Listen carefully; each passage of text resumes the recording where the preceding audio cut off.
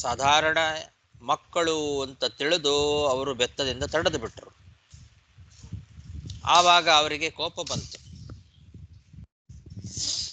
ಕುಪಿತಾಹ ಏವಂ ಅಶಪನ್, ಕೋಪದಿಂದ ಆ ಸನಕಾದಿಗಳು ಶಾಪ ಕೊಟ್ಟಿದ್ದಾರೆ. ಏನು ಅಂದ್ರೆ, ರಜಸ್ತಮೋಭ್ಯಾಂ ರಹಿತೆ ಪಾದಮೂಲೆ ಮಧುದ್ವಿಷಃ, ಭಗವಂತನ ಪಾದ ಸಮೀಪ ರಜೋಗುಣ ತಮೋಗುಣ ಅದರ ಕಾರ್ಯ ಇಲ್ಲದೇ ಇರುವಂತಹ ಜಾಗ ಅದು. ಇದು ವೈಕುಂಠ ಅಂದ್ರೆ ಭಗವಂತನ ಪಾದಮೂಲ. ಇಲ್ಲಿ ರಜೋಗುಣಕ್ಕೂ ತಮೋಗುಣಕ್ಕೂ ಅವಕಾಶವೇ ಇಲ್ಲ. ಆ ರಜೋಗುಣಗಳ ಕಾರ್ಯ ತಮೋಗುಣಗಳ ಕಾರ್ಯ ಅದು ಇಲ್ಲ ಇಲ್ಲಿ. ಅಂತಹ ಭಗವಂತನ ಪಾದ ಸಮೀಪದಲ್ಲಿ ವಾಸ ಮಾಡಲಿಕ್ಕೆ ನೀವು ಅರ್ಹರಲ್ಲ. ನೀವು ಬಾಲಿಶರಾಗಿ ವರ್ತನೆ ಮಾಡ್ತಾ ಇದ್ದೀರಿ. ದ್ವಾರಪಾಲಕರೇ, ನಿಮಗೆ ಈ ದಿವ್ಯ ಶರೀರ ಏನಿದೆ ಇದು ಹೊರಟೋಗ್ಬಿಡ್ಲಿ. ಪಾಪಿಗಳಾದಂತಹ ದೈತ್ಯರ ಆವೇಶದಿಂದ ಕೂಡಿರ್ತಕ್ಕಂತಹ ಬೇರೆ ಶರೀರಗಳನ್ನು ನೀವು ಪಡೀರಿ ಅಂತ ಶಾಪ ಕೊಟ್ಟಿದ್ದಾರೆ. ಆಸುರೀಂ ಯೋನಿಂ ಯಾತಂ, ಆಸುರಿ ಯೋನಿಯನ್ನ ಪಡೆಯಿರಿ ಅಂತಂದ್ರೆ ಅಸುರ ಯೋನಿಯಲ್ಲಿ ನೀವು ಜನ್ಮವನ್ನು ಪಡಿರಿ. ಬೇರೆ ಶರೀರದಿಂದ ಅಸುರ ಯೋನಿಯಲ್ಲಿ ಜನ್ಮವನ್ನು ಪಡಿರಿ. ನಿಮಗೆ ಈ ದಿವ್ಯವಾದ ಶರೀರ ಹೊರಟು ಹೋಗ್ಲಿ, ಬೇಡ. ಇದು ಇಂತಹ ಶರೀರವನ್ನು ಪಡ್ಕೊಂಡು ಈ ಜಾಗದಲ್ಲಿ ವಾಸ ಮಾಡಲಿಕ್ಕೆ ನೀವು ಯೋಗ್ಯರಲ್ಲ ನೀವು ಅಂತ ಶಾಪ ಕೊಡ್ತಾ ಇದ್ದಾರೆ.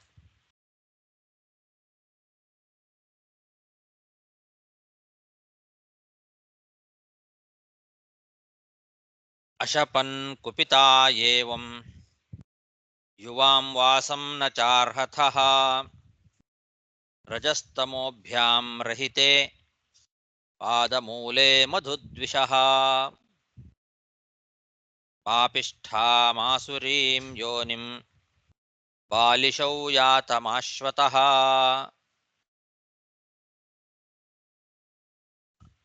ಆಶ್ವಿತಃ ಅಂತ ಕೂಡ ಪಾಠ ಇದೆ, ಆಶ್ವತಃ ಅಂತ ಕೂಡ ಪಾಠ ಇದೆ.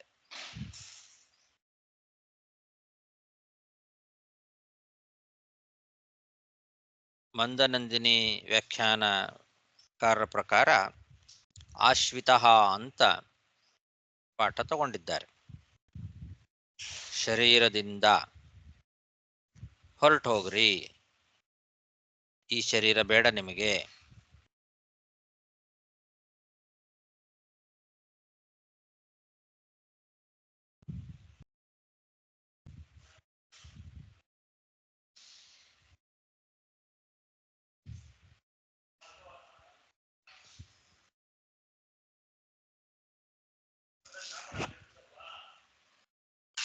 ಏವಂ ಶಪ್ತೌ ಸ್ವಭವನಾತ್ ಪತಂತೌ ತೈ ಕೃಪಾಲುಭಿಃ.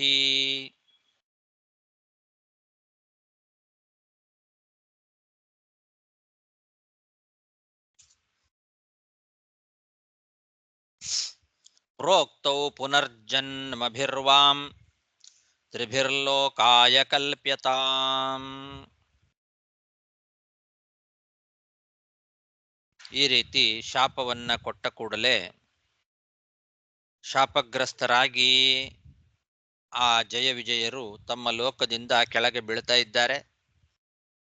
ಆ ರೀತಿ ಅವರು ಕೆಳಗೆ ಬೀಳುವಾಗ ಅವರ ಮೇಲೆ ಕೃಪೆ ಬಂತಂತೆ ಆ ಮುನಿಗಳಿಗೆ. ಸನಕಾದಿಗಳು ಕೃಪಾಳುಗಳು. ಆವಾಗೇನೋ ಶಾಪ ಕೊಟ್ಟರು, ಆದರೆ ಅವರಿಗೆ ಕೃಪೆ ಇದೆ ಇವರ ಮೇಲೆ, ಭಗವದ್ಭಕ್ತರು ಇವರು ಅಂತ ಕೃಪಾಳುಗಳಾಗಿರ್ತಕ್ಕಂತಹ ಆ ಮುನಿಗಳು ಪುನಃ ಹೇಳಿದ್ರಂತೆ, 3 ಬಾರಿ ಜನ್ಮವನ್ನ ತಾಳಿ ಮತ್ತೆ ಪುನಃ ನೀವು ನಿಮ್ಮ ಲೋಕಕ್ಕೆ ಹಿಂತಿರುಗಿ ಬರ್ತೀರಿ. ಆವಾಗ ನಿಮ್ಮ ಶಾಪ ಮುಗೀತದೆ ಅಂತ ಹೇಳಿದರು. ಶಾಪವನ್ನ ಕೊಟ್ಟು ಅವರು ಕೆಳಗೆ ಬೀಳ್ತಾ ಇರುವಾಗ ಅವರೇ ಕೃಪಾಳುಗಳಾಗಿ ಮುನಿಗಳು ಹೇಳಿದ್ರು, 3 ಜನ್ಮ ತಾಳಿ ಆಸುರಿ ಯೋನಿಯಲ್ಲಿ 3 ಜನ್ಮಗಳು ಮಾತ್ರ ಜನ್ಮ ತಾಳಿ ಆಮೇಲೆ ಪುನಃ ನಿಮ್ಮ ಲೋಕಕ್ಕೆ ಹಿಂತಿರುಗಿ ಬರ್ತೀರಿ ಅಂತ, ಅಲ್ಲಿಗೆ ನಿಮ್ಮ ಶಾಪ ಮುಗೀತದೆ ಅಂತ ಹೇಳಿದ್ರು. ಏವಂ ಶಪ್ತೌ ಸ್ವಭವನಾತ್ ಪತಂತೌ ತೈ ಕೃಪಾಲುಭಿಃ ಪ್ರೋಕ್ತೌ ಪುನರ್ಜನ್ಮಭಿರ್ವಾಂ ತ್ರಿಭಿರ್ಲೋಕಾಯ ಕಲ್ಪತಾಂ ಜಜ್ಞಾತೆ ತೌ ಜಿತೆ ಪುತ್ರೌ ದೈತ್ಯದಾನವವಂದಿತೌ ಹಿರಣ್ಯಕಶಿಪುರ್ಜ್ಯೇಷ್ಠೋ ಹಿರಣ್ಯಾಕ್ಷೋನುಜಸ್ತತಃ. ಈ ರೀತಿ ಶಾಪಗ್ರಸ್ತರಾಗಿ ಅವರು ದ್ವಿತೀಯ ಮಕ್ಕಳಾಗಿ ಹುಟ್ಟಿದರು. ದೈತ್ಯರು ಮತ್ತು ದಾನವರಿಂದ ವಂದಿತರಾದಂತಹ ದ್ವಿತೀಯ ಮಕ್ಕಳಾಗಿ ಹುಟ್ಟಿದ್ದಾರೆ ಅವರಿಬ್ರು. ಜಯ ಮತ್ತು ವಿಜಯ ಇಬ್ಬರು ಕೂಡ ದ್ವಿತೀಯ ಮಕ್ಕಳಾಗಿ ಹುಟ್ಟಿದ್ದಾರೆ. ಅದರಲ್ಲಿ ಮೊದಲನೆಯವನು ಹಿರಣ್ಯಕಶಿಪು, ಜ್ಯೇಷ್ಠ, ಅವನು ಅಣ್ಣ. ಹಿರಣ್ಯಾಕ್ಷ ತಮ್ಮ. ಹೀಗೆ ಹಿರಣ್ಯಕಶಿಪು ಮತ್ತು ಹಿರಣ್ಯಾಕ್ಷ ಅಂತ ಅಣ್ಣ ತಮ್ಮಂದಿರಾಗಿ ದ್ವಿತೀಯ ಮಕ್ಕಳಾಗಿ ಹುಟ್ಟಿದರು. ಜಜ್ಞಾತೆ ತೌ ದಿತೆ ಪುತ್ರೌ ದೈತ್ಯದಾನವವಂದಿತೌ ಹಿರಣ್ಯಕಶಿಪುರ್ಜ್ಯೇಷ್ಠೋ ಹಿರಣ್ಯಾಕ್ಷೋನುಜಸ್ತತಃ ಹತೋ ಹಿರಣ್ಯಕಶಿಪುಃ ಹರಿಣಾ ಸಿಂಹರೂಪಿಣಾ ಹಿರಣ್ಯಾಕ್ಷೋಧರೋದ್ಧಾರೆ ಬಿಭ್ರತಾ ಸೌಕರಂ ವಪುಃ. ಹೀಗೆ ದೈತ್ಯರಾಗಿ ಹುಟ್ಟಿರ್ತಕ್ಕಂತಹ ಹಿರಣ್ಯಕಶಿಪು ಮತ್ತು ಹಿರಣ್ಯಾಕ್ಷ ಇವರಿಬ್ಬರಲ್ಲಿ ಹಿರಣ್ಯಕಶಿಪು ಎಂಬಂತಹ ದೊಡ್ಡವನೇನಿದ್ದಾನೆ ಅವನು ಭಗವಂತನ ನರಸಿಂಹಾವತಾರ ಏನಿದೆ ಅಂತಹ ನರಸಿಂಹನಿಂದ ಹತನಾಗ್ತಾನೆ. ನರಸಿಂಹಾವತಾರವನ್ನು ಮಾಡಿರ್ತಕ್ಕಂತಹ ಹರಿಯಿಂದ ಹಿರಣ್ಯಕಶಿಪು ಸಾಯ್ತಾನೆ. ಹಿರಣ್ಯಾಕ್ಷ ವರಾಹ ಅವತಾರವನ್ನ ಮಾಡಿರ್ತಕ್ಕಂತಹ ಭಗವಂತನಿಂದ ಭೂಮಿಯನ್ನ ಎತ್ತಲಿಕ್ಕೋಸ್ಕರ ಅಂತ ವರಾಹ ಅವತಾರವನ್ನ ಏನು ಮಾಡಿದ್ದಾನೆ ಭಗವಂತ, ಅಂತಹ ವರಾಹ ರೂಪಿಯಾದ ಭಗವಂತನಿಂದ ಹಿರಣ್ಯಾಕ್ಷ ಹತನಾದ. ಹತೋ ಹಿರಣ್ಯಕಶಿಪುರ್ ಹರಿಣಾ ಸಿಂಹರೂಪಿಣಾ ಹಿರಣ್ಯಾಕ್ಷೋಧರೋದ್ಧಾರೆ ಬಿಭ್ರತಾ ಸೌಕರಂ ವಪುಃ. ಹಿರಣ್ಯಕಶಿಪು ಪುತ್ರಂ ಪ್ರಹ್ಲಾದಂ ಭಗವತ್ಪ್ರಿಯಂ ಜಿಘಾಂಸುಃ ಅಕರೋನ್ನಾನಾ ಯಾತನಾ ಮೃತ್ಯುಹೇತವೇ. ಈ ಹಿರಣ್ಯಕಶಿಪು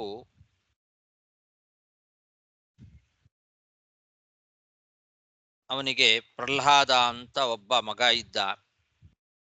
ಅತ್ಯಂತ ಭಗವದ್ಭಕ್ತ, ಭಗವಂತನಿಗೆ ಅತ್ಯಂತ ಪ್ರೀತಿಪಾತ್ರನಾದಂತಹ ಮಗ ಅವನು ಪ್ರಹ್ಲಾದ. ಅಂತಹ ಪ್ರಹ್ಲಾದನನ್ನ ಕೊಲ್ಲಬೇಕು ಅಂತ ಬಯಸಿದ ಈ ಹಿರಣ್ಯಕಶಿಪು. ಆ ಪ್ರಹ್ಲಾದನನ್ನ ಕೊಲ್ಲಲಿಕ್ಕೋಸ್ಕರ ನಾನಾ ವಿಧವಾದಂತಹ ಪ್ರಯತ್ನಗಳನ್ನ ಮಾಡಿದ. ಅನೇಕ ರೀತಿಯಾಗಿ ಅವನಿಗೆ ಯಾತನೆಗಳನ್ನ ಕೊಟ್ಟ. ಹಿರಣ್ಯಕಶಿಪು ಪುತ್ರಂ ಪ್ರಹ್ಲಾದಂ ಭಗವತ್ಪ್ರಿಯಂ ಜಿಘಾಂಸುರಕರೋನ್ನಾನಾ ಯಾತನಾ ಮೃತ್ಯುಹೇತವೇ ತಂ ಸರ್ವಭೂತಾತ್ಮಭೂತಂ ಪ್ರಶಾಂತಂ ಸಮದರ್ಶನಂ ಭಗವತ್ತೇಜಸಾ ಸೃಷ್ಟಂ ಸ್ಪೃಷ್ಟಂ ನಾಶಕ್ನೋದ್ಧಂತುಮುದ್ಯಮೈಃ. ಭಗವತ್ಪ್ರಿಯನಾದಂತಹ ಆ ಪ್ರಹ್ಲಾದನಿಗೆ ನಾನಾ ರೀತಿಯಾದ ಯಾತನೆಗಳನ್ನು ಕೊಟ್ಟು ಅವನನ್ನ ಸಾಯಿಸಬೇಕು ಅಂತ ಪ್ರಯತ್ನ ಮಾಡಿದ. ಆದರೆ ಆ ಪ್ರಹ್ಲಾದ ಸಕಲ ಜೀವಾಂತರ್ಯಾಮಿಯಾದ ಭಗವಂತನನ್ನೇ ಆಶ್ರಯಿಸಿದ್ದ. ಎಲ್ಲ ಕಡೆಯಲ್ಲಿ ಭಗವಂತನನ್ನ ಒಂದೇ ರೀತಿ ಕಾಣ್ತಾ ಇದ್ದ, ಸಮದರ್ಶನನಾಗಿದ್ದ, ಮಹಾ ಭಗವದ್ಭಕ್ತನಾಗಿದ್ದ. ಅವನು ಆ ಭಗವಂತನ ಅನುಗ್ರಹದ ಶಕ್ತಿಯಿಂದ ತುಂಬಿಕೊಂಡಿದ್ದ. ಹಾಗಾಗಿ ಅವನನ್ನ ಯಾವ ಪ್ರಯತ್ನದಿಂದಲೂ ಕೂಡ ಕೊಲ್ಲಿಕ್ಕಾಗ್ಲಿಲ್ಲ ಅವನಿಗೆ, ಹಿರಣ್ಯಕಶಿಪುವಿಗೆ.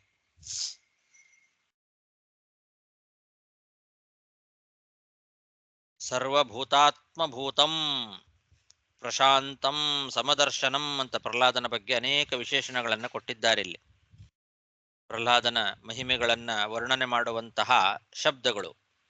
ಸರ್ವಭೂತಾತ್ಮಭೂತಂ ಅಂದ್ರೆ ಎಲ್ಲ ಜೀವಿಗಳ ಅಂತರ್ಯಾಮಿಯಾದ ಭಗವಂತನನ್ನೇ ಆಶ್ರಯಿಸಿದ್ದ. ಪ್ರಶಾಂತಂ ಭಗವಂತನಲ್ಲೇ ಬುದ್ಧಿಯನ್ನ ಇಟ್ಟವನಾಗಿದ್ದ, ಮಹಾ ಭಗವದ್ಭಕ್ತನಾಗಿದ್ದ. ಸಮದರ್ಶನಂ ಅಂದ್ರೆ ಎಲ್ಲ ಕಡೆಯಲ್ಲಿ ಭಗವಂತನನ್ನ ಸಮಾನವಾಗಿ ಕಾಣ್ತಾ ಇದ್ದ ಅಂತ ಅರ್ಥ. ಇಲ್ಲಿ ಸರ್ವಭೂತಾತ್ಮಭೂತಂ ಅಂತಂದ್ರೆ ಶ್ರೀಧರಿಯ ವ್ಯಾಖ್ಯಾನದಲ್ಲಿ ಸಮಂ ಬ್ರಹ್ಮೈವ ಪಶ್ಯತಿ ಇತಿ ತಥಾ ತಂ ಅಂತ ಬರೀತಾರೆ. ಕುತಃ ಸರ್ವಭೂತಾನಾಂ ಆತ್ಮಭೂತಂ ಅನ್ನೋದಕ್ಕೆ ಸಮಂ ಬ್ರಹ್ಮೈವ ಪಶ್ಯತಿ ಇತಿ ತಥಾ ಅಂತಂದ್ರೆ ಎಲ್ಲಾ ಪ್ರಾಣಿಗಳಿಗೂ ಆತ್ಮನಾದ ಪರಬ್ರಹ್ಮನನ್ನೇ ಕಾಣ್ತಾ ಅವನೇ ತಾನು ಅಂತ ಪ್ರಹ್ಲಾದ ಚಿಂತನೆ ಮಾಡ್ತಾ ಇದ್ದ ಅಂತ ಹೇಳ್ತಾರೆ. ಅದ್ವೈತ ಚಿಂತನೆ. ಎಲ್ಲ ಕಡೆಯಲ್ಲೂ ಭಗವಂತನನ್ನ ಕಾಣ್ತಾ ಆ ಭಗವಂತನೇ ನಾನು ಅಂತ ಚಿಂತನೆ ಮಾಡ್ತಾ ಇದ್ದ ಅಂತ ಈ ರೀತಿ ಶ್ರೀಧರಿಯ ವ್ಯಾಖ್ಯಾನದಲ್ಲಿ ಸರ್ವಭೂತಾತ್ಮಭೂತಂ ಅನ್ನೋದಕ್ಕೆ ಅರ್ಥ ಹೇಳಿದ್ದಾರೆ. ಆದರೆ ಬರ್ತದೆ ಇಲ್ಲೇ ಮುಂದೆ ಕಥೆ. ಪ್ರಹ್ಲಾದನಿಗೆ ತಾಯಿಯ ಗರ್ಭದಲ್ಲಿ ನಾರದರು ಉಪದೇಶ ಮಾಡಿರ್ತಕ್ಕಂತಹ ನರಸಿಂಹ ಮಂತ್ರದ ಧ್ಯೇಯಮೂರ್ತಿ ನರಸಿಂಹ ಇದ್ದಾನಲ್ಲ, ಆ ನರಸಿಂಹ ತಾನು ನರನೂ ಅಲ್ಲ, ಸಿಂಹವೂ ಅಲ್ಲ, ನರನಂತೆ ಸಿಂಹದಂತೆ ಕಾಣ್ತಾ ಇದ್ದೇನಷ್ಟೇ ಅಂತ ಸರ್ವ ವಿಲಕ್ಷಣತ್ವವನ್ನ ಹೇಳಿದ್ದಾನೆ. ಆ ಮಂತ್ರವನ್ನೇ ಧ್ಯಾನ ಮಾಡ್ತಾ ಉಪಾಸನೆ ಮಾಡಿದವನು ಪ್ರಹ್ಲಾದ. ಹೀಗಿರುವಾಗ ಅಭೇದವನ್ನ ಅವನು ಹೇಗೆ ಚಿಂತನೆ ಮಾಡ್ಲಿಕ್ಕೆ ಸಾಧ್ಯ? ಪರಸ್ಪರ ವಿರುದ್ಧವಾಗಿ ವ್ಯಾಖ್ಯಾನ ಮಾಡ್ತಾರೆ. ನಾನು ನರನೂ ಅಲ್ಲ, ಸಿಂಹನೂ ಅಲ್ಲ, ಸಿಂಹದಂತೆ ನರದಂತೆ ಕಾಣ್ತಾ ಇದ್ದೇನೆ ಅಷ್ಟೇ ಅಂತ ಹೇಳುವಂತಹ ಮಂತ್ರ ಅದು ನರಸಿಂಹ ಮಂತ್ರ. ನಾರದರು ಉಪದೇಶ ಮಾಡಿದ್ದು ಅದನ್ನ. ಆ ಮಂತ್ರವನ್ನ ಧ್ಯಾನ ಮಾಡ್ತಾ ಇರ್ತಕ್ಕಂಥ ಪ್ರಹ್ಲಾದ ನರಸಿಂಹನೇ ನಾನೇ ಭಗವಂತ ಅಂತ ಹೇಗೆ ಚಿಂತನೆ ಮಾಡ್ತಾನೆ? ಹಾಗಾಗಿ ಶ್ರೀಧರಿಯ ವ್ಯಾಖ್ಯಾನದಲ್ಲಿ ಹೇಳಿದ ಅದ್ವೈತ ಸರಿಯಲ್ಲ. ಇನ್ನು ಜೀವಗೋಸ್ವಾಮಿ ವ್ಯಾಖ್ಯಾನದಲ್ಲಿ ಅವರೇನು ಹೇಳಿದ್ದಾರೆ ಅಂದ್ರೆ ಸರ್ವಪ್ರಾಣಿಗಳಿಗೆ ಪರಮ ಪ್ರೇಮಾಸ್ಪದ ಪ್ರಹ್ಲಾದ ಅಂತ ಹೇಳಿದ್ದಾರೆ. ಸರ್ವಭೂತಾತ್ಮ ಭೂತಂ ಅನ್ನೋದಕ್ಕೆ ಸರ್ವಪ್ರಾಣಿಗಳಿಗೂ ಪರಮ ಪ್ರೇಮಾಸ್ಪದನಾಗಿದ್ದ ಪ್ರಹ್ಲಾದ ಅಂತ. ಸರ್ವಪ್ರಾಣಿಗಳಿಗೂ ಪರಮ ಪ್ರೇಮಾಸ್ಪದ ಅಂತ ಹೇಳುವಾಗ ಹಿರಣ್ಯಕಶಿಪುನು ಸರ್ವಪ್ರಾಣಿಗಳೊಳಗೆ ಒಬ್ಬ ಸೇರ್ಕೊಂಡಲ್ಲ.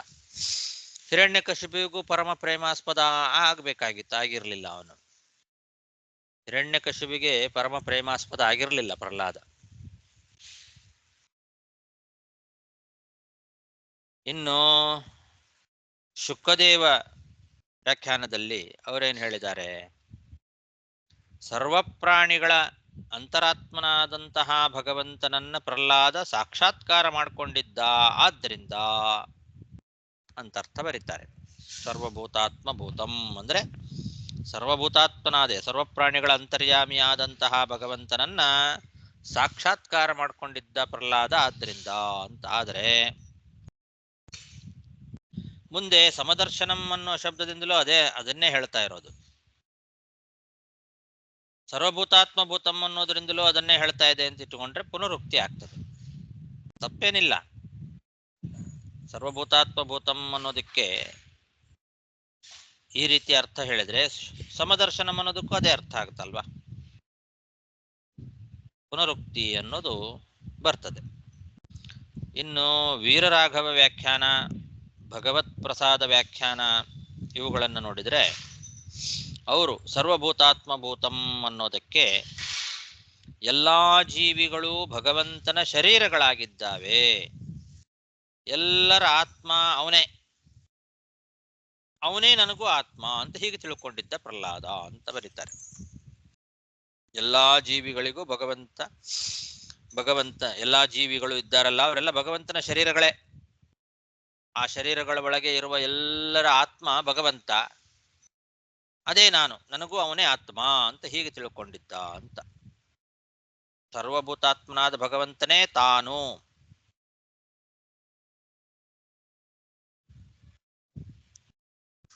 ಅಂತ ಈ ರೀತಿ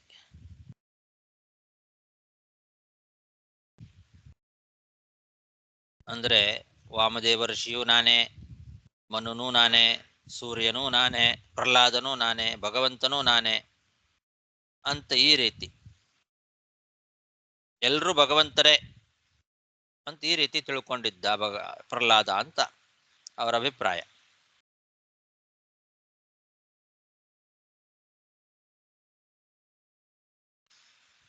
ಹೀಗೆ ಅದ್ವೈತ ಪರವಾಗಿ ಇವರೆಲ್ಲ ವ್ಯಾಖ್ಯಾನ ಮಾಡಿದ್ದಾರೆ.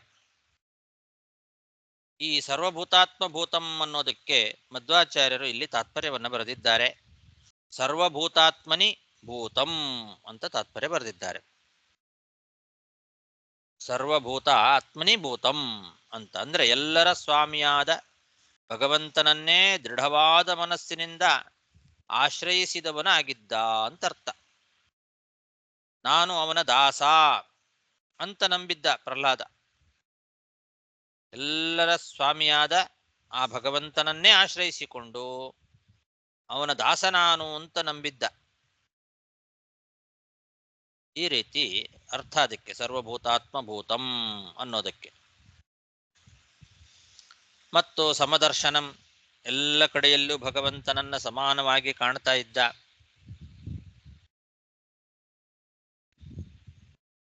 ಆ ಭಗವಂತನ ಒಂದು ತೇಜಸ್ಸಿನಿಂದ ತುಂಬಿಕೊಂಡಿದ್ದ. ಭಗವಂತನ ಅನುಗ್ರಹ ಶಕ್ತಿ ಅವನಲ್ಲಿ ತುಂಬಿತ್ತು. ಆದ್ರಿಂದ ಆ ಹಿರಣ್ಯಕಶಿಪುವಿಗೆ ಅವನನ್ನು ಕೊಲ್ಲಿಕ್ಕೆ ಸಾಧ್ಯ ಆಗಲಿಲ್ಲ. ತಂ ಸರ್ವಭೂತಾತ್ಮಭೂತಂ ಪ್ರಶಾಂತಂ ಸಮದರ್ಶನಂ ಭಗವತ್ತೇಜಸಾ ಸ್ಪೃಷ್ಟಂ ನಾಶಕ್ನೋದ್ಧಂತುಮುದ್ಯಮೈಃ ತತಸ್ತೌ ರಾಕ್ಷಸೌ ಜಾತೌ ಕೇಶಿನ್ಯಾಂ ವಿಶ್ರವಸ್ಸುತೌ ರಾವಣ ಕುಂಭಕರ್ಣಶ್ಚ ಸರ್ವಲೋಕ ಪ್ರತಾಪನೌ. ಇದೇ ಹಿರಣ್ಯಕಶಿಪು ಮತ್ತು ಹಿರಣ್ಯಾಕ್ಷ ಇವರಿಬ್ರು ಮುಂದೆ ಅಂದ್ರೆ ಎರಡನೇ ಜನ್ಮದಲ್ಲಿ ಈ ಜಯ ವಿಜಯರು ವಿಶ್ರವಸ ಎಂಬಂತಹ ರಾಕ್ಷಸನ ಮಕ್ಕಳಾಗಿ ಕೇಶಿನಿ ಎಂಬಂತಹ ರಾಕ್ಷಸಿಯಲ್ಲಿ ರಾಕ್ಷಸರಾಗಿ ಹುಟ್ಟುತ್ತಾರೆ. ಕೇಶಿನಿ ಎಂಬಂತಹ ರಾಕ್ಷಸಿಯಲ್ಲಿ ಇವರಿಬ್ರು ಮಕ್ಕಳಾಗಿ ಹುಟ್ಟುತ್ತಾರೆ. ಆವಾಗ ಅವರಿಗೆ ರಾವಣ ಮತ್ತು ಕುಂಭಕರ್ಣ ಅಂತ ಹೆಸರು. ಲೋಕಕಂಟಕರಾಗ್ತಾರೆ ಇಬ್ರು ಕೂಡ. ಈ ಜಯ ವಿಜಯರು ವಿಶ್ರವಸ್ನ ಮಕ್ಕಳಾಗಿ ಕೇಶಿನಿಯಲ್ಲಿ ರಾಕ್ಷಸರಾಗಿ ಹುಟ್ಟಿ ಲೋಕಕಂಟಕರಾಗ್ತಾರೆ. ಅಂತಹ ಅವರಿಬ್ರು ರಾವಣ ಮತ್ತು ಕುಂಭಕರ್ಣ ಅಂತ ಅವರಿಗೆ ಹೆಸರು. ತತಸ್ಥೌ ರಾಕ್ಷಸೌ ಜಾತೌ ಕೇಶಿನ್ಯಾಂ ವಿಶ್ರವಸ್ಸುತೌ ರಾವಣ ಕುಂಭಕರ್ಣಶ್ಚ ಸರ್ವಲೋಕ ಪ್ರತಾಪನೌ.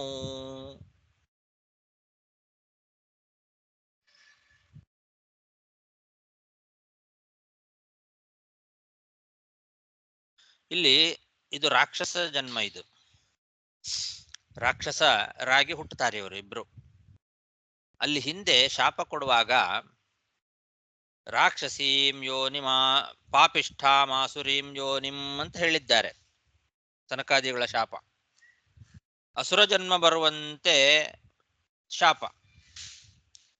ಅಸುರ ಜನ್ಮ ಬರಲಿ ಅಂತ ಶಾಪ ಕೊಟ್ಟ ಪ್ರಕಾರ ಮೊದಲು ಹಿರಣ್ಯಕಶಿಪು ಮತ್ತು ಹಿರಣ್ಯಾಕ್ಷರಾಗಿ ಅಸುರ ಜನ್ಮ ಬಂದಿತ್ತು, ಅದು ಸರಿ. ಈಗ ರಾಕ್ಷಸ ಜನ್ಮ ಯಾಕೆ ಬಂತು? ರಾವಣ ಕುಂಭಕರ್ಣರಾಗಿ ರಾಕ್ಷಸ ಜನ್ಮವನ್ನ ಯಾಕೆ ಪಡೆದ್ರು? ಅದಲ್ಲದೆ ಮತ್ತೆ ಮುಂದಿನ ಜನ್ಮದಲ್ಲಿ ಶಿಶುಪಾಲ ದಂತವಕ್ರರಾಗಿ ಹುಟ್ಟುತ್ತಾರೆ, ಅದು ಕ್ಷತ್ರಿಯ ರಾಜರು. ಅದು ಕೂಡ ಯಾಕೆ ಅಂತ ಪ್ರಶ್ನೆ ಬರ್ತದೆ. ಅಸುರಯೋನಿಯಲ್ಲಿ ಹುಟ್ಟ್ರಿ ಅಂತ ಶಾಪ ಬಂದಿದ್ರೆ ಅಸುರರಾಗಿ ಹುಟ್ಟಬೇಕು. ಅದಕ್ಕೆ ಮೊದಲನೇದ್ದೇನೋ ಸರಿ, ಹಿರಣ್ಯಾಕ್ಷ ಹಿರಣ್ಯಕಶಿಪು ಅಸುರರು. ಮುಂದಿನ 2 ಜನ್ಮಗಳು ರಾವಣ ಕುಂಭಕರ್ಣರಾಗ್ಲಿ ಅಥವಾ ಶಿಶುಪಾಲ ದಂತವಕ್ರರಾಗ್ಲಿ ಹುಟ್ಟುವಾಗ ಅಲ್ಲಿ ಒಂದು ರಾಕ್ಷಸ ಜನ್ಮ, ಇನ್ನೊಂದು ಕ್ಷತ್ರಿಯ ರಾಜರಾಗಿ ಹುಟ್ಟತಕ್ಕಂತಹ ಜನ್ಮ. ಇದು ಯಾಕೆ ಅಂತ ಪ್ರಶ್ನೆ ಬರ್ತದೆ. ಮತ್ತೆ ಅಸುರ ಮತ್ತು ರಾಕ್ಷಸ ಶರೀರಗಳೇನೋ ಪಾಪಿಷ್ಠಗಳು, ಆದ್ರೆ ಕ್ಷತ್ರಿಯ ಜನ್ಮ ಇದೆಯಲ್ಲ ಮೂರನೇದ್ದು, ಅವರು ಕ್ಷತ್ರಿಯರಾಗಿ ಪಟ್ಟಾಭಿಷೇಕವನ್ನು ಮಾಡಿಸ್ಕೊಂಡು ಪವಿತ್ರವಾಗಿ ರಾಜರಾಗ್ತಾರೆ. ಹೀಗಿರುವಾಗ ಅದು ಪಾಪಿಷ್ಠ ದೇಹ ಹೇಗಾಗ್ತದೆ? ಇದು ರಾವಣ ಕುಂಭಕರ್ಣ ಆದರೂ ಅಸುರ ಜನ್ಮ ಅಲ್ಲದೆ ಇದ್ರು ರಾಕ್ಷಸರಾದ್ರಿಂದ ಅವರು ಪಾಪಿಷ್ಠಗಳೇ, ಪಾಪಿಷ್ಠ ಶರೀರವೇ ಬಂತು ಅಂತ ಸಮಾಧಾನ ಏನೋ ಹೇಳಬಹುದು. ಆದ್ರೆ ಶಿಶುಪಾಲ ದಂತವಕ್ರರಾಗಿ ಹುಟ್ಟಿದಾಗ ಕ್ಷತ್ರಿಯರಾಗಿ ಪಟ್ಟಾಭಿಷೇಕ ಮಾಡಿಸ್ಕೊಳ್ತಾರೆ. ಪಟ್ಟಾಭಿಷೇಕ ಮಾಡ್ಕೊಂಡು ರಾಜರಾಗ್ತಾರೆ ಅಂತಂದ್ರೆ ಅದು ಪವಿತ್ರವಾದ ಜನ್ಮ ಆಯ್ತಲ್ವಾ ಅಂತ ಶರೀರ, ಪಾಪಿಷ್ಠ ಶರೀರ ಹೇಗಾಯ್ತು ಅಂತ ಈ ರೀತಿ ಅನೇಕ ಪ್ರಶ್ನೆಗಳು ಬರ್ತದೆ. ಇದಕ್ಕೆ ಈ ರೀತಿ ಸಮಾಧಾನ ಹೇಳಬಹುದು. ಆಸುರಿ ಯೋನಿ ಅಂತ ಇದೆ ಅಲ್ಲಿ, ಪಾಪಿಷ್ಠಾಂ ಆಸುರೀಂ ಯೋನಿಂ ಅಂತ ಶಾಪ. ಪಾಪಿಷ್ಠವಾದ ಆಸುರಿ ಯೋನಿಯನ್ನು ಪಡಿರಿ ಅಂತಂದ್ರೆ, ಅಸುರ ಜನ್ಮ ಅಂದ್ರೆ ನ ಸುರ ಅಸುರ, ಸುರ ಅಲ್ಲ ಅಂತ ಅಷ್ಟೇ ಅರ್ಥ. ಅಸುರ ಅನ್ನೋ ಶಬ್ದಕ್ಕೆ ಸುರರಲ್ಲದೇ ಇರೋರು ಅಂತ ಅರ್ಥ. ಸುರರಲ್ಲದೇ ಇರೋರು ರಾಕ್ಷಸರು ಆಗಬಹುದು, ದೈತ್ಯರು ಆಗಬಹುದು, ಪಟ್ಟಾಭಿಷಿಕ್ತರಾದಂತಹ ಕ್ಷತ್ರಿಯ ರಾಜರು ಆಗಬಹುದು. ಅಸುರ ಅನ್ನೋ ಶಬ್ದದಿಂದ ಸುರ ಅಲ್ಲದೆ ಇರೋರು ನ ಸುರಾಹ ಸುರಾಹ ಅಂತ ಇಷ್ಟೇ ಇಟ್ಟುಕೊಂಡ್ರೆ ಆವಾಗ ಅಸುರ ಶಬ್ದದಿಂದ ರಾಕ್ಷಸರನ್ನು ಹೇಳಬಹುದು, ಮನುಷ್ಯರನ್ನು ಹೇಳಬಹುದು, ರಾಜರನ್ನು ಹೇಳಬಹುದು. ಮತ್ತೆ ಪಾಪಿಷ್ಠ ಅಂತ ಇದೆ, ಪಾಪಿಷ್ಠ ಮಾಸುರೀಂ ಯೋನಿಂ ಅಂತಿದೆ. ಪಾಪಿಷ್ಠ ಅಂತಂದ್ರೆ ಶರೀರವೇ ಮಹಾಪಾಪಿ ಇಷ್ಟ ಆಗಿರಬೇಕು ಅಂತೇನಿಲ್ಲ. ಈಗ ಇವರು ಶರೀರ ಪಟ್ಟಾಭಿಷೇಕ ಮಾಡಿಸ್ಕೊಂಡು ರಾಜರಾಗ್ತಾರೆ, ಅವರ ಶರೀರ ರಾಜ ಶರೀರ, ಪಾಪಿಷ್ಠ ಹೇಗೆ ಅಂತ ಪ್ರಶ್ನೆ ಬರ್ತದಲ್ಲ. ಇಲ್ಲಿ ಪಾಪಿಷ್ಠ ಮಾಸುರೀಂ ಯೋನಿಮನ್ನಲ್ಲಿ ನಿಮ್ಮ ಶರೀರವೇ ಪಾಪಿಷ್ಠವಾಗಲಿ ಅಂತ ಅರ್ಥ ಅಲ್ಲ. ಮಹಾಪಾಪಿಕಾರಿಗಳಾದಂತಹ ದೈತ್ಯರ ಆವೇಶ ಬಂದರೂ ಮಹಾಪಾಪಿಗಳೇ ಆಗ್ತಾರೆ, ಪಾಪಿಷ್ಠರೇ ಆಗ್ತಾರೆ. ಅಂತಹ ಶರೀರದಿಂದ ಹುಟ್ಟಿದ್ದಾರೆ. ಶಿಶುಪಾಲ ದಂತವಕ್ರರು ಕೂಡ ರಾಜ ಶರೀರದಲ್ಲಿದ್ರೂ ಕೂಡ ಅವರ ಶರೀರದ ಒಳಗೆ ಮಹಾಪಾಪರು ಅಂತ ಅನಿಸ್ಕೊಂಡಿರ್ತಕ್ಕಂತಹ ಈ ಹಿರಣ್ಯಕಶಿಪು ಹಿರಣ್ಯಾಕ್ಷರ ಆವೇಶ ಇತ್ತು. ಹಾಗಾಗಿ ಶಾಪಕ್ಕನುಗುಣವಾಗಿಯೇ 3 ಜನ್ಮಗಳು ಕೂಡ ಆಸುರೀಂ ಪಾಪಿಷ್ಠಾಂ ಯೋನಿಂ ಅನ್ನೋ ಶಬ್ದದನ್ನ ಕೂಡಿಸುವುದು ಅವುಗಳಿಗೆ. ಪಾಪಿಷ್ಠರಾದಂತಹ ಆ ಹಿರಣ್ಯಾಕ್ಷ ಹಿರಣ್ಯ ಕಶಿಪುಗಳ ಆವೇಶದಿಂದ ಕೂಡಿದ ದೇಹ ಅಂತ ಈ ರೀತಿ ಅರ್ಥ ಮಾಡ್ಲಿಕ್ಕೆ ಬರ್ತದ ಆ ಪದಕ್ಕೆ. ಈ ರೀತಿ ಏನೋ ಸಮಾಧಾನವನ್ನ ಮಾಡಬಹುದು. ಆದರೂ ಮೊದಲನೇ ಜನ್ಮ ಸಾಕ್ಷಾತ್ ದಿತಿದೇವಿಯಲ್ಲಿ ದೈತ್ಯ ಜನ್ಮ, ಎರಡನೇದ್ದು ಮಾತ್ರ ರಾಕ್ಷಸ ಜನ್ಮ ಯಾಕಾಯ್ತು, ಮೂರನೇದಾಗಿ ಮನುಷ್ಯ ಜನ್ಮ ಯಾಕೆ ಬಂತು, ಇದು ಆಕಸ್ಮಿಕನೋ ಅಂತಂದ್ರೆ ಅಲ್ಲ, ಅದಕ್ಕೆ ವಿಶೇಷ ಕಾರಣ ಇದೆ ಅಂತ ಗರುಡ ಪುರಾಣದಲ್ಲಿ ಇದರ ಬಗ್ಗೆ ಬರ್ತದೆ. ಯಾಕೆ ಹೀಗಾಯ್ತು ಅಂತನ್ಲಿಕ್ಕೆ ವಿಶೇಷ ಕಾರಣ ಇದೆ. ಅದನ್ನ ಮಧ್ವಾಚಾರ್ಯರು ನಮಗೆ ತೋರಿಸಿಕೊಡ್ತಾರೆ. ಗರುಡ ಪುರಾಣದ ವಾಕ್ಯವನ್ನ ತೋರಿಸಿಕೊಡ್ತಾರೆ. ಹಿರಣ್ಯಕಶಿಪುರ್ಭೂತಂ ಅಮನ್ಯತ ಮೃತೌ ಹರಿಂ ಅತೋ ಭಯಾನಕೋ ಜಾತಃ ತತ್ರ ರಾಜಾನಮೇವ ಚ ಮತ್ವಾ ರಾಜೈವ ಸಂಜಾತಃ ಕೃಷ್ಣಂ ಚಕ್ರಾದಿಲಕ್ಷಣೈಃ ಪ್ರತಿಕಾಲೇ ಹರಿಂ ಚೈವ ಮತ್ವಾ ಭಕ್ತ್ಯೈವ ಕೇವಲಂ ದ್ವಾಸ್ಥತ್ವಂ ಹರಿಮಾವಿಶ್ಯ ಪ್ರಾಪೈವ ಮನುಜೋಪಿತು ಇತಿ ಗಾರುಡೇ. ಗರುಡ ಪುರಾಣದಲ್ಲಿ ಹೇಳಿದ ವಾಕ್ಯವನ್ನು ಉದಾಹರಿಸಿ ಮಧ್ವಾಚಾರ್ಯರು ನಮಗೆ ಯಾಕೆ ಈ ರೀತಿ 3 ಜನ್ಮಗಳಲ್ಲಿ ಬೇರೆ ಬೇರೆ, ಮೊದಲು ದೈತ್ಯರಾಗಿ, ಆಮೇಲೆ ರಾಕ್ಷಸರಾಗಿ, ಆಮೇಲೆ ರಾಜರಾಗಿ ಹುಟ್ಟಲಿಕ್ಕೆ ಕಾರಣ ಏನು ಅನ್ನೋದನ್ನ ತಿಳಿಸಿಕೊಟ್ಟಿದ್ದಾರೆ. ಹಿರಣ್ಯಕಶಿಪುವನ್ನ ಸಂಹಾರ ಮಾಡಲಿಕ್ಕೆ ಬಂದವನು ನರಸಿಂಹ, ಹಿರಣ್ಯಾಕ್ಷನನ್ನ ಸಂಹಾರ ಮಾಡಲಿಕ್ಕೆ ಬಂದವನು ವರಾಹ. ಇವರಿಬ್ರು ಶರೀರದಲ್ಲಿ ಮನುಷ್ಯರಂತೆ ಇದ್ರು, ಮುಖದಲ್ಲಿ ಮಾತ್ರ ಒಬ್ಬನು ಸಿಂಹ, ಇನ್ನೊಬ್ಬನು ವರಾಹ ಹಂದಿ ಅದರಂತೆ ಇದ್ರು. ರುದ್ರದೇವರ ಅನುಚರರಾದಂತಹ ಭೂತಗಳು ಕ್ರೂರವಾಗಿದ್ದು ಹೀಗೆ ನಾನಾ ಮೃಗಗಳ ಮುಖಗಳನ್ನು ಹೊಂದಿರ್ತಾವೆ. ಅಂತ್ಯಕಾಲದಲ್ಲಿ ಹಿರಣ್ಯಕಶಿಪು ಮತ್ತು ಹಿರಣ್ಯಾಕ್ಷರು ಭಗವಂತನಲ್ಲಿ ಈ ರೀತಿ ಕ್ರೂರ ಭೂತಗಳ ಭಯಾನಕ ಆಕಾರವನ್ನು ಚಿಂತನೆ ಮಾಡಿದ್ರು. ಭಗವದ್ಗೀತೆಯಲ್ಲಿ ಯಂ ಯಂ ವಾಪಿ ಸ್ಮರನ್ ಭಾವಂ ತ್ಯಜತ್ಯಂತೆ ಕಲೇವರಂ ಅಂತ ಹೇಳಿದ್ದಾರೆ. ಸಾಯುವಾಗ ಕೊನೆಯಲ್ಲಿ ಯಾವ ರೀತಿ ಚಿಂತನೆಯನ್ನ ಮಾಡ್ತಾ ಪ್ರಾಣವನ್ನ ತ್ಯಾಗ ಮಾಡ್ತಾರೋ ಮುಂದಿನ ಜನ್ಮದಲ್ಲಿ ಅದೇ ರೀತಿಯಾಗಿ ಹುಟ್ಟುತ್ತಾರೆ ಅಂತ. ಹಾಗಾಗಿ ಮುಂದಿನ ಜನ್ಮದಲ್ಲಿ ಇವರು ಕ್ರೂರ ವಿಕೃತ ರೂಪ ಭಯಾನಕ ರಾಕ್ಷಸರಾಗಿ ಹುಟ್ಟಿದ್ರು. ಸಾಯುವಾಗ ಹಿರಣ್ಯಾಕ್ಷ ಮತ್ತು ಹಿರಣ್ಯಕಶಿಪು ಇಬ್ಬರು ಕೂಡ ಕ್ರೂರವಾದ ಭಯಾನಕವಾದ ರೂಪವನ್ನ ನೋಡಿ ಸತ್ರು, ಚಿಂತನೆ ಮಾಡಿದ್ರು, ಸಿಂಹ ಮತ್ತು ವರಾಹ. ಆದ್ರಿಂದ ಮುಂದಿನ ಜನ್ಮ ಭಯಾನಕವಾದ ರಾಕ್ಷಸ ಜನ್ಮ ಬಂತು. ಆವಾಗ ಅವರನ್ನ ಸಂಹಾರ ಮಾಡಲಿಕ್ಕೆ ಬಂದವನು ಯಾರು? ಪರಮಸುಂದರನಾದಂತಹ ಶ್ರೀರಾಮಚಂದ್ರ. ರಾವಣನನ್ನೂ ಕುಂಭಕರ್ಣನನ್ನು ಇಬ್ಬರನ್ನೂ ಸಂಹಾರ ಮಾಡಿದವನು ಶ್ರೀರಾಮ. ಪರಮಸುಂದರ ಮೂರ್ತಿ, ಸುಂದರವಾದ ಸೌಮ್ಯವಾದ ಆಕಾರ. ಅಂತಹ ರಾಮನನ್ನ ಕೊನೆ ಕ್ಷಣದಲ್ಲಿ ಪ್ರಾಣತ್ಯಾಗ ಮಾಡುವಾಗ ನೋಡಿದವರು ಇವರಿಬ್ರು. ಹಾಗಾಗಿ ಅದರ ಮುಂದಿನ ಜನ್ಮ ಬರುವಾಗ ಒಳ್ಳೆ ಕ್ಷತ್ರಿಯ ಜನ್ಮ, ರಾಜ ಜನ್ಮ ಬಂತು. ರಾಜನಾದಂತಹ ಶ್ರೀರಾಮಚಂದ್ರನ ಪರಮಸುಂದರ ಮೂರ್ತಿಯನ್ನ ನೋಡ್ತಾ ಪ್ರಾಣತ್ಯಾಗ ಮಾಡಿದ್ರಿಂದ ಕ್ಷತ್ರಿಯ ರಾಜರಾಗಿ ಹುಟ್ಟಿದ್ದಾರೆ. ಶಿಶುಪಾಲ ದಂತವಕ್ರ ಅಂತ ಸೌಮ್ಯವಾದ ರಾಜಶರೀರದಿಂದಲೇ ಹುಟ್ಟಿದ್ದಾರೆ. ರಾಮನನ್ನ ಅವರು ಮನುಷ್ಯ ಅಂತ ಚಿಂತನೆ ಮಾಡಿದರು, ದೇವರು ಅಂತ ಕಾಣಲಿಲ್ಲ. ಇವರು ದೇವತೆಗಳಿಂದ ತನಗೆ ಮರಣ ಬರಬಾರದು ಅಂತ ವರ ಪಡೆದಿದ್ದ ರಾವಣ. ಹಾಗಾಗಿ ಮನುಷ್ಯನಾಗಿ ಭಗವಂತ ಅವತಾರ ಮಾಡಿದ. ಮನುಷ್ಯ ಅಂತ ಅಂತ್ಯಕಾಲದಲ್ಲಿ ಚಿಂತನೆ ಮಾಡಿದ್ರಿಂದ ಮನುಷ್ಯರಾಗಿ ಹುಟ್ಟಿದ್ರು. ಇವನೊಬ್ಬ ಮನುಷ್ಯ ಅಂತಾನೆ ಚಿಂತನೆ ಮಾಡಿದ್ದ ರಾವಣ. ಹಾಗಾಗಿ ಮುಂದಿನ ಜನ್ಮದಲ್ಲಿ ಮನುಷ್ಯರಾಗಿ ಹುಟ್ಟಿದ್ರು, ಶಿಶುಪಾಲ ದಂತವಕ್ರ ಅನ್ನೋ ಜನ್ಮದಲ್ಲಿ. ಅಲ್ಲಿ ಏನಾಯ್ತು? ಅಲ್ಲಿ ಸಂಹಾರ ಮಾಡಿದ್ಯಾರು? ಕೃಷ್ಣ. ಶ್ರೀಕೃಷ್ಣ ಪರಮಾತ್ಮ ಚಕ್ರದಿಂದ ತಲೆಯನ್ನ ಕಡ್ದ, ಶಿರಚ್ಛೇದ ಮಾಡಿದ್ದ. ಆದ್ರಿಂದ ಆವಾಗ ಸುದರ್ಶನ ಚಕ್ರ ಕೈಯಲ್ಲಿ ಧಾರಣೆ ಮಾಡಿದ ಕೃಷ್ಣನನ್ನ ಚಿಂತನೆ ಮಾಡಿದ. ಚಕ್ರಶಂಕ ಗದಾ ಪದ್ಮಧಾರಿಯಾದ ದೇವದೇವೋತ್ತಮ ಇವನು ಅಂತ ಚಿಂತನೆ ಮಾಡಿದ. ಕೃಷ್ಣನಾಗಿ ಸಂಹಾರ ಮಾಡುವಾಗ ಇದೇ ಶಿಶುಪಾಲ ದಂತವಕ್ರ ಇಬ್ರು ಕೂಡ ಭಗವಂತನನ್ನ, ಶ್ರೀಕೃಷ್ಣನನ್ನ ಇವನು ಸಾಧಾರಣ ಮನುಷ್ಯ ಅಲ್ಲ, ನಾವು ಸಾಧಾರಣ ಮನುಷ್ಯ ಅಂತ ತಿಳ್ಕೊಂಡಿದ್ವಿ, ಇವನು ಸಾಕ್ಷಾತ್ ಪರಮಾತ್ಮ ಶಂಖಚಕ್ರ ಗದಾಧಾರಿ ಆದವನು ಅಂತ ದೇವದೇವೋತ್ತಮ ಅಂತ ಚಿಂತನೆ ಮಾಡಿ ಪ್ರಾಣತ್ಯಾಗ ಮಾಡಿದರು.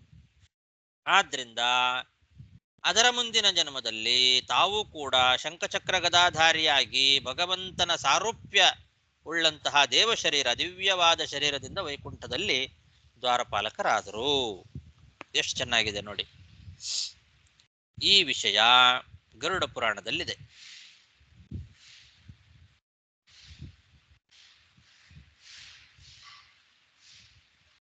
ಇದನ್ನ ನಮಗೆ ಮಧ್ವಾಚಾರ್ಯರು ತೋರಿಸಿಕೊಡ್ತಾರೆ. ಇನ್ನು ಭಾಗವತದಲ್ಲಿ ದ್ವೇಷ, ಭಯ ಮೊದಲಾದವುಗಳಿಂದ ಶಿಶುಪಾಲಾದಿಗಳಿಗೆ ಮುಕ್ತಿ ಆಯಿತು ಅಂತ ಯಾಕೆ ಹೇಳಬೇಕಾಗಿತ್ತು? ಹಾಗಾದರೆ ಗರುಡ ಪುರಾಣದಲ್ಲಿ ಇಷ್ಟು ಸ್ಪಷ್ಟವಾಗಿ ಇದೆ. ಆದರೆ ಭಾಗವತದಲ್ಲಿ ಹೇಳುವಾಗ ದ್ವೇಷದಿಂದ ಮುಕ್ತಿ ಆಯಿತು, ಭಯದಿಂದ ಮುಕ್ತಿ ಆಯಿತು ಅಂತ ಹೇಳಿದ್ದಾರೆ. ಅದಕ್ಕೋಸ್ಕರನೇ ಧರ್ಮರಾಜನಿಗೆ ಸಂಶಯ ಬಂದದ್ದಲ್ವಾ, ದ್ವೇಷದಿಂದ ಹೇಗೆ ಮೋಕ್ಷ ಅಂತ. ದ್ವೇಷ ಭಯಾದಿಗಳು ಅದು ಭಕ್ತಿಯ ಜೊತೆಗೆ ಸೇರಿದ್ರೆ ಮೋಕ್ಷಕ್ಕೆ ವಿರೋಧಿ ಆಗೋದಿಲ್ಲ ಅಂತನ್ನೋದು ಆಮೇಲೆ ನಾವು ವ್ಯಾಖ್ಯಾನಗಳನ್ನು ನೋಡಿ ಅರ್ಥ ಮಾಡಿಕೊಂಡ್ವಿ. ಸ್ಪಷ್ಟವಾಗಿ ಯಾಕೆ ಹೇಳಲಿಲ್ಲ ಭಾಗವತದಲ್ಲಿ? ಭಾಗವತದಲ್ಲೇ ಸ್ಪಷ್ಟವಾಗಿ ಭಕ್ತಿಯಿಂದ ಕೂಡಿದ ದ್ವೇಷ, ಭಕ್ತಿಯಿಂದ ಕೂಡಿದ ಭಯ, ಕೊನೆಗೆ ಭಕ್ತಿ ಇದ್ರೆ ಮಾತ್ರ ಮೋಕ್ಷ, ಅದು ಭಕ್ತಿಯುಕ್ತವಾಗಿದ್ರೆ ಮಾತ್ರ ಮೋಕ್ಷಕ್ಕೆ ವಿರೋಧಿ ಆಗೋದಿಲ್ಲ ಅಂತ ಹೇಳಬಹುದಾಗಿತ್ತಲ್ಲ ಸ್ಪಷ್ಟವಾಗಿ. ಯಾಕೆ ಹೇಳಲಿಲ್ಲ ಅಂತ ಪ್ರಶ್ನೆ ಬರ್ತದೆ. ಇದಕ್ಕೆ ಉತ್ತರ ಪ್ರಕಾಶ ಸಂಹಿತ ಅನ್ನೋ ಗ್ರಂಥದಲ್ಲಿದೆ. ಅದನ್ನ ನಮಗೆ ಮಧ್ವಾಚಾರ್ಯ ತಿಳಿಸಿಕೊಡ್ತಾರೆ. ವಿಷ್ಣು ಭಕ್ತೇಶ್ಚ ತಜ್ಞಾನಾದನ್ಯತೋ ಮುಕ್ತಿವಾಚಕಾಃ ವಿಷ್ಣೋರ್ಗುಣಹ್ರಾಸ ವಾಚಃ ಶ್ರೀ ಬ್ರಹ್ಮಾದೇಸ್ತಥಾಕ್ರಮಾತ್ ವಿಷ್ಣುವಾದಿದ್ವೇಷತಶ್ಚೈವ ಸುಖವಾಚಸ್ತಥಾಖಿಲಾಃ ಮೋಹನಾರ್ಥಾಃ ಸಮುದ್ದಿಷ್ಟಾಃ ಯಥಾರ್ಥದ್ಯೋತಕಾಸ್ತಥಾ ಇತಿ ಪ್ರಕಾಶ ಸಂಹಿತಾಯಾಂ. ವಿಷ್ಣು ಭಕ್ತಿ, ವಿಷ್ಣು ಜ್ಞಾನಗಳಿಂದ ಹೊರತು ದ್ವೇಷ ಭಯ ಮೊದಲಾದವುಗಳಿಂದಲೂ ಮುಕ್ತಿ ಆಗತ್ತೆ ಅಂತ ಹೇಳುವ ಮಾತುಗಳೇನಿದ್ದಾವೆ, ಆ ಮಾತುಗಳಾಗಲಿ ವಿಷ್ಣು ರಮಾ ಬ್ರಹ್ಮಾದಿಗಳಲ್ಲಿ ತಾರತಮ್ಯವನ್ನ ಕಡೆಗಣಿಸಿ ಅವರ ಗುಣಗಳಲ್ಲಿ ನ್ಯೂನತೆಯನ್ನ ವರ್ಣನೆ ಮಾಡುವಂತಹ ಮಾತುಗಳಾಗಲಿ, ವಿಷ್ಣುವನ್ನ ದ್ವೇಷ ಮಾಡಿದರೂ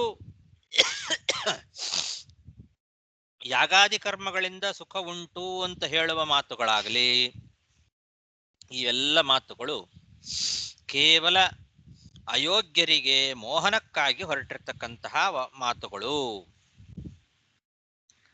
ವಿಚಾರ ಮಾಡಿದ್ರೆ ಅವು ಕೂಡ ಅಸುರಾವೇಶದಿಂದ ಭಕ್ತರು ಅಪರಾಧ ಮಾಡಿದರೂ ಕೂಡ ಭಗವಂತ ಅದನ್ನ ಕ್ಷಮಿಸ್ತಾನೆ ಅಂತ ವಾಸ್ತವಿಕವಾದ ಪ್ರಮೇಯವನ್ನು ಅದು ತಿಳಿಸಿಕೊಡ್ತದೆ ಅಂತ ಹೀಗೆ ಪ್ರಕಾಶ ಸಂಹಿತಾದಲ್ಲಿ ಹೇಳಿದ್ದಾರೆ. ಹಾಗಾಗಿ ಎಲ್ಲೇ ಶಾಸ್ತ್ರಗಳಲ್ಲಿ, ಯಾವುದೇ ಗ್ರಂಥಗಳಲ್ಲಿ ವಿಷ್ಣು ಭಕ್ತಿ ಬಿಟ್ಟು ದ್ವೇಷ ಭಯಾದಿಗಳಿಂದ ಮೋಕ್ಷ ಅಂತ ಹೇಳಿದ್ರೆ ಅದು ಅಯೋಗ್ಯರಿಗೆ ಮೋಹನಕ್ಕೋಸ್ಕರ, ಅಸುರ ಮೋಹನಕ್ಕೋಸ್ಕರ ಹೇಳಿದ ಮಾತು ಅಂತ ತಿಳ್ಕೊಳ್ಬೇಕು.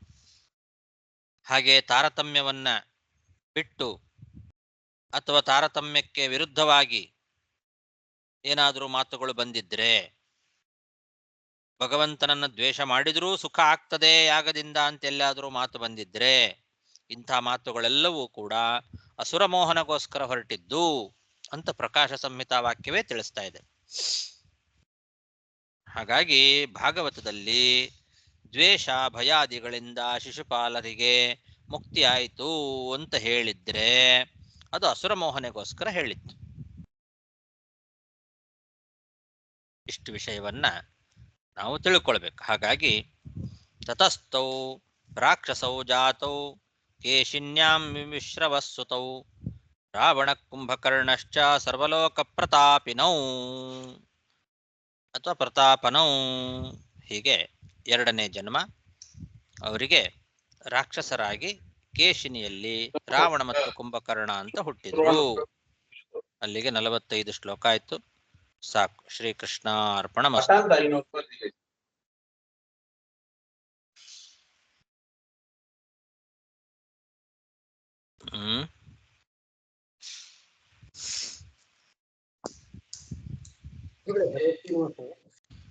ಇವಾಗ ನಮಸ್ಕಾರ ಗುರುಗಳೇ. ಹಿರಣ್ಯಾಕ್ಷ ಅವರ ವಧೆ ಈಗ ವರಾಹದೇವರು ಮತ್ತು ನರಸಿಂಹನಿಂದ ಆಯ್ತು. ಹೌದು. ಅಂದ್ರೆ ಉಗ್ರ ರೂಪ. ಆ ಕಡೆಯನ್ನು ಸಾಯೋ ಕಾಲಕ್ಕೆ ಆ ಉಗ್ರ ರೂಪದ ದರ್ಶನ ಆಗಿದ್ದರಿಂದ ಅವರು ರಾವಣ ಕುಂಭಕರ್ಣರಾಗಿ ರಾಮನನ್ನ ಹೇಗೆ ಇದ್ ಮಾಡಕ್ಕೆ ಸಾಧ್ಯ ಅಂತ. ರಾವಣ ಕುಂಭಕರ್ಣ ಅನ್ನೋ ಜನ್ಮ ರಾಕ್ಷಸ ಜನ್ಮ. ಅವರು ಅಂತ್ಯಕಾಲದಲ್ಲಿ ಯಾವುದನ್ನ ಸ್ಮರಣೆ ಮಾಡ್ತಾರೋ ಆ ರೀತಿಯಾದ ಜನ್ಮ ಬರುತ್ತೆ ಅಂತ. ರಾಕ್ಷಸ ಜನ್ಮ ಬಂತು. ಯಾಕೆ ರಾಕ್ಷಸ ಜನ್ಮ ಬಂತು ಅನ್ಲಿಕ್ಕೆ ಅದು ಕಾರಣ. ಆಮೇಲೆ ರಾಮನನ್ನ ಹೇಗೆ ಏನಂದ್ರಿ ನೀವು? ಅದೇ ಕಡೆ ಅವ್ರಿಗೆ ರಾಮನಿಂದ ಅವ್ರಿಗೆ ಹತರಾದ್ರು ಅವಾಗ. ಹೌದು. ಭಗವಂತನಿಂದ ಸುಂದರವಾದ ರೂಪದಿಂದ ಹತರಾದ್ರು ಅಂತ. ಅಂದ್ರೆ ಚಿಂತನೆ ರಾಕ್ಷಸ ಚಿಂತನೆ ಆಗಿದ್ರಿಂದ ಅವ್ರಿಗೆ ಅವಾಗ ರಾಕ್ಷಸನೇ ಆಗ್ಬೇಕ, ಒಂದು ಉಗ್ರ ರೂಪನೇ ಆಗ್ಬೇಕಿತ್ತಲ್ವಾ? ಯಾವಾಗ ರಾವಣ ಕುಂಭಕರ್ಣರಾಗಿದ್ದಾಗ್ಲೂ ಆವಾಗ ಅವರು ಸಾಯುವಾಗ ರಾಮ ಸುಂದರವಾದ ರಾಮರೂಪವನ್ನು ನೋಡಿ ಸತ್ರು. ಸಾಯುವಾಗ ಯಾವ ರೀತಿ ಹಾಗಾಗಿ ಮುಂದೆ ಸುಂದರವಾದ ರೂಪನೇ ಬಂತು ಅವರಿಗೆ. ಕ್ಷತ್ರಿಯ ರಾಜರಾಗಿ ಹುಟ್ಟಿದ್ರು. ಸರಿ, ಇಲ್ಲಿ ಇವಾಗ ಇದಕ್ಕೆ ಹಿರಣ್ಯಕಶಿಪುಳಾದಾಗ ಅವರು ಉಗ್ರ ರೂಪದ ಚಿಂತನೆ ಮಾಡಿದ್ರು. ಹೌದು. ಆ ಉಗ್ರ ರೂಪ ಚಿಂತನೆ ಅಂದ್ರೆ ಮುಂದಕ್ಕೂ ಅವ್ರ ಉಗ್ರ ರೂಪನೇ ಕಾಣ್ಬೇಕಿತ್ತಲ್ವಾ ನೆಕ್ಸ್ಟ್ಗೆ? ಆ ಚಿಂತನೆ ಮಾಡಿ ಹುಟ್ಟಿದ್ರಿಂದ ಉಗ್ರ ರೂಪನೇ ರಾಕ್ಷಸ ಜನ್ಮ ಅದು. ರಾವಣ ಕುಂಭಕರ್ಣ ಇಬ್ರು ರಾಕ್ಷಸರು. ಅವರು ಇಬ್ರು ರಾಕ್ಷಸರು. ರಾಕ್ಷಸ ಯೋನಿಯಲ್ಲಿ ಹುಟ್ಟುತ್ತಾರ ಅವರು. ಅಲ್ಲ, ಕರೆಕ್ಟ್. ಅವರ ವಧೆ ಉಗ್ರ ರೂಪದಲ್ಲೇ ಆಗ್ಬೇಕಿತ್ತಲ್ವಾ? ಹಾಗಿಲ್ಲ, ವಧೆ ಆಗ್ಬೇಕು ಅಂತಲ್ಲ. ಅಂತ್ಯಕಾಲದಲ್ಲಿ ಯಂ ವಾಪಿ ಸ್ಮರನ್ ದೇಹಂ ಅಂತ ಅನ್ನೋಲ್ಲಿ ಭಗವದ್ಗೀತೆಯಲ್ಲಿ ಹೇಳಿರೋದು, ಸಾಯುವಾಗ ಯಾವ ರೀತಿ ದೇಹ ಚಿಂತನೆಯನ್ನ ಮಾಡಿ ಸಾಯ್ತಾರೋ ಮುಂದಿನ ಜನ್ಮದಲ್ಲಿ ಅದೇ ಆಗಿ ಹುಟ್ಟುತ್ತಾರೆ ಅಂತ ಅಷ್ಟೇ ಇರೋದು. ಸರಿ ಸರಿ, ಹುಟ್ಟುತ್ತಾರೆ ಅಂತ ಅಷ್ಟೇ ಇರೋದು. ಸಾಯುವಾಗ್ಲೂ ಹಾಗೆ ಸಾಯ್ತಾರೆ ಅಂತಿಲ್ಲ.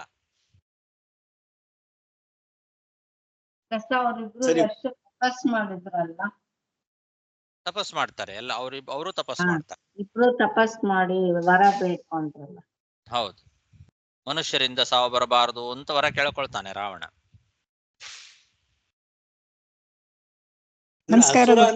ಅಂತಲ್ಲ ಅಲ್ವಾ? ಅಸುರ ಅಂದ್ರೆ ಸುರರಲ್ಲದವರು ಅಂತ ಅಷ್ಟೇ ಅರ್ಥ. ನ ಸುರಾಹ ಅಸುರಾಹ, ಸುರರಲ್ಲದೆ ಇರೋರು. ಸುರರಲ್ಲದೆ ಇರೋರು ಯಾರು ಆಗಬಹುದು. ಮನುಷ್ಯರು ಆಗಬಹುದು, ರಾಕ್ಷಸರು ಆಗಬಹುದು, ರಾಜರು ಆಗಬಹುದು, ದೈತ್ಯರು ಆಗಬಹುದು. ನಮಸ್ಕಾರ ಗುರುಗಳೇ. ಧನ್ಯವಾದ ಗುರುಗಳೇ. ಹರೇ ಶ್ರೀನಿವಾಸ. ನಮಸ್ಕಾರ ಗುರುಗಳೇ. ಹರೇ ನಮಃ. ಹರೇ ನಮಃ ಆಚಾರ್ಯ. ಧನ್ಯವಾದ. ನಮಸ್ಕಾರ. ನಮಸ್ಕಾರ ಗುರುಗಳೇ.